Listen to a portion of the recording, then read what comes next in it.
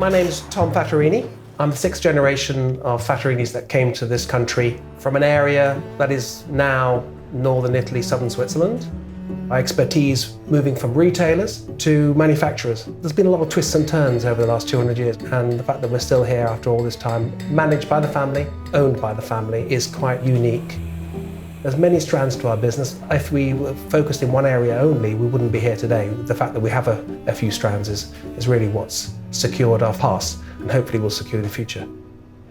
The brief that was given to us by the British Hallmarking Council was very open, actually. They said, we need a mark to celebrate platinum anniversary of Her Majesty's reign, and would you come up with some suggestions? And that always appeals to me, an open brief, because you can have a little research, a little play, and then you can throw it all to the designers to sharpen it up, make it look tidy and neat. And so this was a very collaborative effort, actually, from myself doing a bit of research and the designers who made the mark what it is now. So what we did first, we looked at what the assay office had done in the past. So we got all the old commemorative marks out to see what was suitable.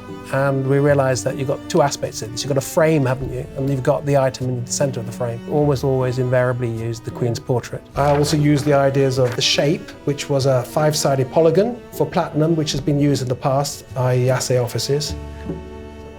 We took all those ideas, threw them at the designers, and then they dismissed some of them. And I think that's how it works. It's also very collaborative. So I come up with a few ideas, do a few sketches, and they then dismiss some of them as not relevant because they've got another view. And following that, we narrow it down to a few presentable images. We sent these off to the Hallmarking Council, and they picked two. Those two particular designs were then taken to the National Association of Jewellers. Their membership picked the one that they preferred. Much to my surprise, I thought they'd go for a traditional B, using the current portrait of the Queen, done by Jodie Clark, in a polygon shape.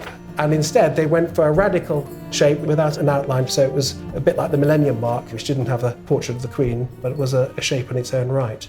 The idea was that we'd have a pearl on the orb representing 10 years, a decade of Her Majesty's life. As it's an uneven number, I had to come up with making the cross include one of the pearls, if you like, so it made it 70. And that made that cross a Celtic cross, which was actually quite inclusive when it came to the regions of countries, Scotland, Ireland and Wales.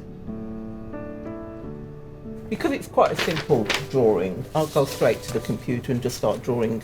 But computer tools are pretty much set up for that, and obviously typing in the font, that's pretty much set up on the computer. So making it tidy and sharp and being aware that it's going to be minute in size, and if you want to be able to pick up the detail that it is.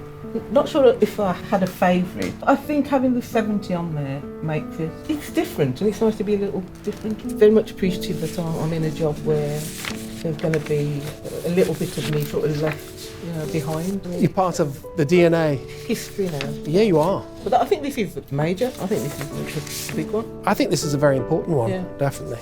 At the end, the public did choose the right design, I think. I think so. Yeah. No, I'm really sure.